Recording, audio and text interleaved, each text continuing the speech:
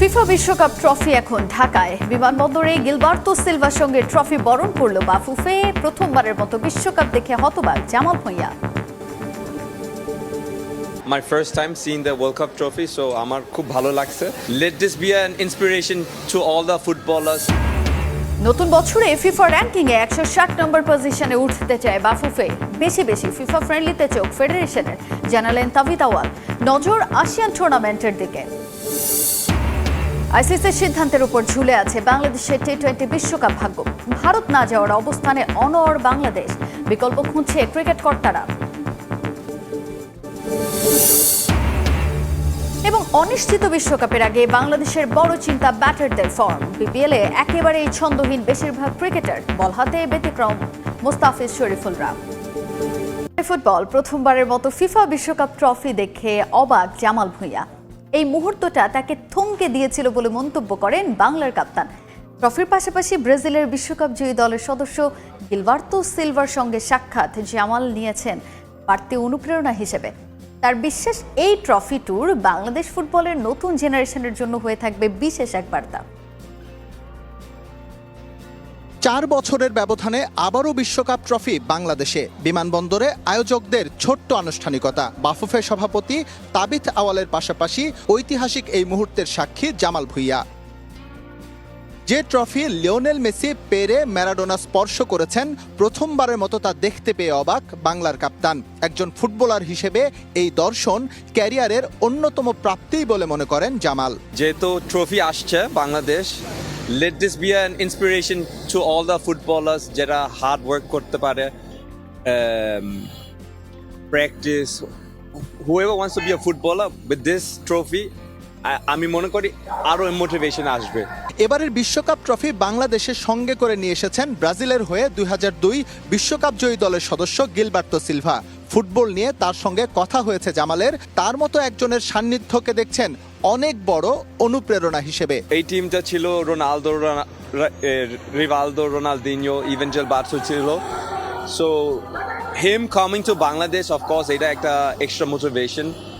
আর এই বছর তো অনেক খেলা আছে বাংলাদেশের, সো মানে আমি অনেক এক্সাইটেড হয়েছে। 150 দিনের ট্রফি ট্যুর শেষে স্বপ্নিল এই শিরোপা পৌঁছাবে মেক্সিকো। সেখানেই শুরু হবে ইতিহাসের সবচেয়ে বড় বিশ্বকাপ। জামাল বিশ্বাস করেন 24 বছরের অপেক্ষার অবসান ঘটিয়ে এবার তা ঘরে তুলবে ব্রাজিল। ডেনমার্ক যদি না পারে, দেন অফকোর্স আমি চাই ব্রাজিলের হাতে। নতুন বছরে বাফুফের লক্ষ্য জাতীয় দলের র্যাঙ্কিং 160-এর মধ্যে আনা। এজন্য সাউথ এশিয়ান অঞ্চলের বাইরে গিয়ে পর্যাপ্ত ফিফা ফ্রেন্ডলি ম্যাচ আয়োজনের পরিকল্পনা ফেডারেশনের, জানিয়েছেন সভাপতি তাবিথ আওয়াল।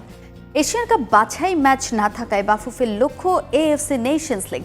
পাশাপাশি আসিয়ান অঞ্চলের টুর্নামেন্টে অংশ নেওয়ার পরিকল্পনা আছে বলেও জানান বাফুফে সভাপতি। বহু বছর পর আবারও উন্মাদনা ফিরেছে দেশের ফুটবলে। হামজা সমিতে ভর করে স্বস্তির সুবাতাস। যদিও অর্জিত হয়নি এশিয়ান কাপের মূল পর্বে খেলার লক্ষ্য।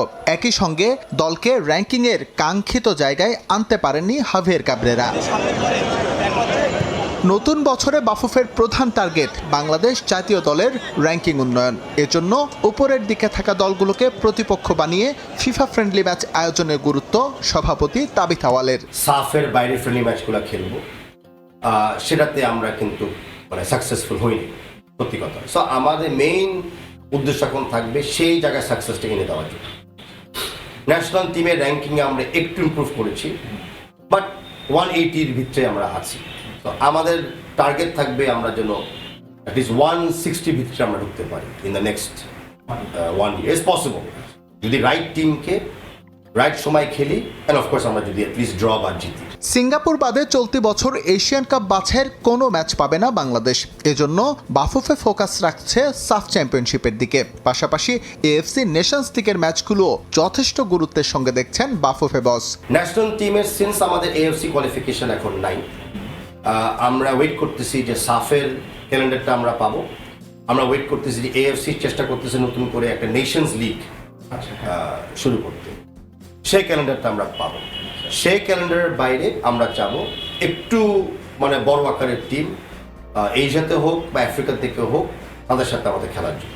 মান বিবেচনায় এএফসিতে আসিয়ান অঞ্চলের কম্পিটিশন যথেষ্ট সমৃদ্ধ। ফুটবল ফেডারেশনের লক্ষ্য এবার নিজেদের সেখানে অন্তর্ভুক্ত করা। এবারে ক্রিকেট। বাংলাদেশের বিশ্বকাপ ভেন্যু নিয়ে কোনো সিদ্ধান্ত ছাড়াই শেষ হয়েছে আইসিসি বিসিবি ভার্চুয়াল বৈঠক।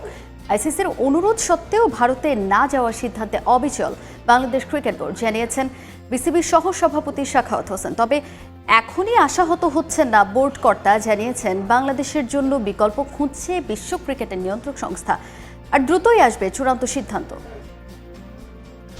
টি-20 বিশ্বকাপের মঞ্চ প্রস্তুত, শুরু হয়ে গেছে কাউন্টডাউন, কিন্তু বাংলাদেশের জন্য এখনো ঝুলে আছে একটাই প্রশ্ন, ভারত নাকি শ্রীলঙ্কা? টাইগাররা কোথায় খেলবে মেগা আসর? উত্তর খুঁজতে সবাই বসেছিল বিসিবি ও আইসিসি।